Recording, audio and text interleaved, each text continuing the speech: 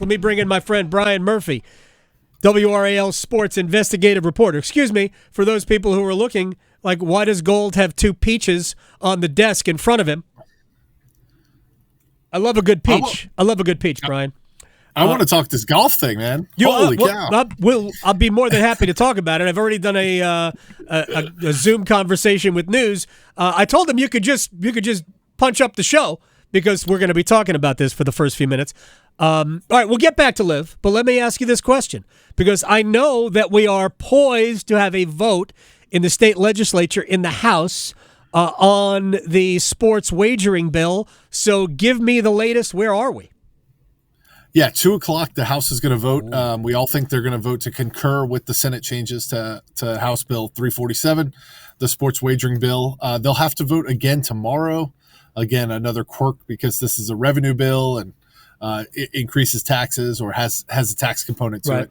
And then it'll go to the governor. And the governor this morning, once again, reiterated that he is generally supportive of sports gambling. And so no reason to think he won't sign the bill. All right. So we have to vote twice. Why do we explain why we have to vote twice on this? They had to vote twice in the Senate as well. And bills that have a revenue component that raise revenue require 2 votes. Did the vote change in the Senate? Was there a different, or was it the same yays and nays? The numbers were off by 1. I think 1 senator was missing the second. Oh, okay. So. That's fine. Like, I don't have to vote this time. I just voted. All right. So, I think that's to avoid them sneaking like tax increases or tax cuts in while somebody's off at some event or something. All right, totally understand. Brian Murphy, WRAL Sports Investigative Reporter. You said the House agreed to the changes. Just refresh our memory. Were the changes significant that left this in doubt?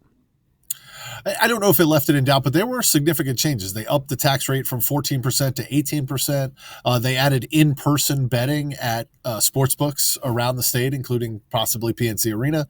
They added horse racing to the bill. Right.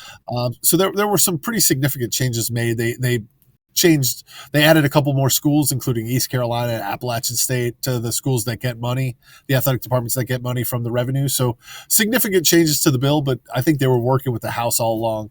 So there are no surprises. I think the House cleared the vote by about 19 earlier this session, and I imagine we'll have a similar vote today. So the tax rate going from 14 to 18%, and that is on the operators. That's not on the people who win, correct?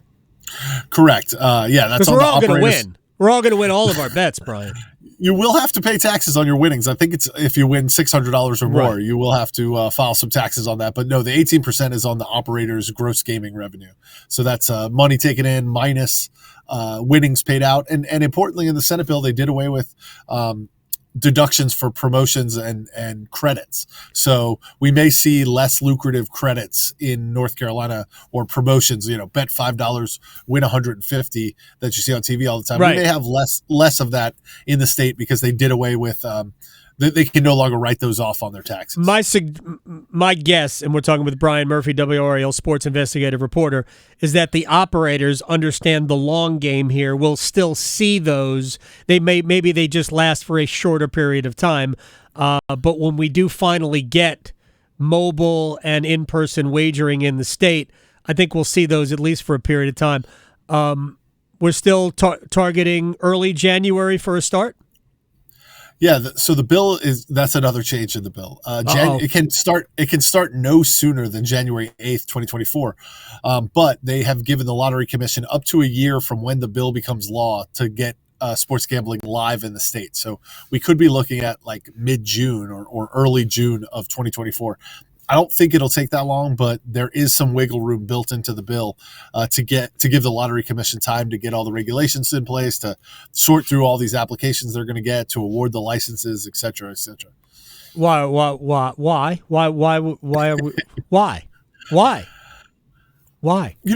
A lot of states, Vermont just passed this year, and they don't start until January. So I think, a 6 to 9 month lag time is pretty reasonable, at least based on what other states have done. I know Maryland took almost 2 years to get it up and running.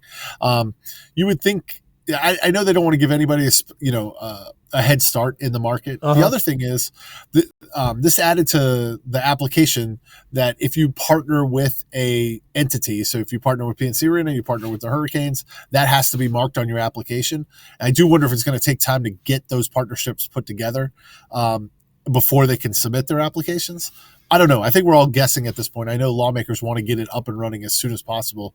But so I just wouldn't write that January 8th date in pen at the moment. All right. So, we were hoping to get it in place before the college football national championship. But June also takes us all the way basically through this, well, I guess a year from with the time the governor signs it, right? Would be the window. So let's just assume that the governor signs it, let's say Friday. Is it possible he signs it Friday? Yeah, that's right. almost likely. Yeah. All right, so we're talking about the 9th. If so next June 9th, at least it would be before next year's Stanley Cup Finals when the Hurricanes are hosting the Arizona Coyotes. Actually, they won't be in Arizona. They'll be the Montana Coyotes. I have no idea. Is that the fair? Houston Coyotes, right? Oh, right. Or the Austin Coyotes, more likely. All right. Do you want to weigh in on LIV? I've been railing about this. I don't know. There's so little information about this tour. Do you have any broad thoughts on what this means? Sure. Well, first, I was shocked when I saw the news. I thought it was like fake. I thought the Twitter account I saw it on was fake, and I had to go look it up. I do wonder if, and obviously, I heard your comments that you think the PGA Tour really, really got beaten badly on this one. Horrible. But I do wonder if LIV realized they were never going to get TV ratings for this, and they were never going to sell those teams, the four aces and all those things. And that the PGA Tour realized they were never going to be able to compete with the endless pit of money that the Saudis have. And so they waited them out and got a better deal. That's the only way I can make this make any sense from the PGA Tour side, is that the deal just became too good to pass up what the Saudis were offering. Well, yeah, the Saudis are offering a lot of money. There's no question about that. And are they offering more now than they were a year ago or 2 years ago? I mean, honestly, I don't know. I don't know that they were offering anything. I thought, in my opinion, what Greg Norman was trying to do was basically trying to take the best players. Norman absolutely thought, however many months ago, 18 months ago, February of last year, I believe he thought he could get essentially the best 40 players in the world to go play LIV for, ridiculous numbers of cartoon money, because the public investment fund of the Saudi royal family at that point was worth $620 trillion. It's a fake number. Right. It was worth so much money that he just thought, well, I can just get all these guys and can do what he always wanted to do, which is finally grind the axe and destroy the PGA Tour. And that's been Norman's goal ever since he was humiliated. Now, this is almost 30 years ago. I'm going to take like the Rorys of the world at their word that this was, about legacy and the tour and human rights to some degree. But basically the leadership of LIV and the PGA Tour have been lying all along. 100%. Well, see, I don't think LIV's they have not out to destroy the tour, and the PGA Tour, doesn't care about all the things they said they care about. Because now they just took all the money. There's no question that the PGA Tour is two-faced here. I'm not even arguing that. But and this is where I'm going to try to catch up with somebody who would know the legal ramifications of this better than I. But 5 days ago on June 1st, in the USA Today, there's a story, Endeavor, which it has its hands in wrestling and UFC, and I believe IMG as well.